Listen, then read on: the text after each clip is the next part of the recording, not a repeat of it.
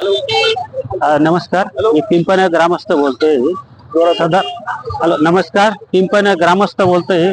इथे ही जी दुर्घटना झाली याला कारणीभूत पिंपनेर की सांबोडा राष्ट्रीय महामार्ग 752G याच्यावर जो हा अपघात घडला, हा गदारोळचा भाग, याच्यावर जो अनधिकृत जे वाढीव दुकानदार रस्त्याचे हे पुलावरच बसतात. त्याच्यावर भाजीपाला व्यवसाय, लोखंड व्यवसाय, साधारण सगळे व्यवसाय आहेत त्याच्यात. इथं पायी चालणाऱ्याला जागा नसते. त्याच्यामुळे याला प्रशासन जबाबदार कोण राहील? पोलीस प्रशासन का सांबोडा ग्रामपंचायत का पिंपळनेर नगर परिषद? कारण हा सेंटरचा भाग येतो. आज पुलाच्या मधोमध झालंय. भाजीपाल्याचं काय करायचं? हा, भाजीपाला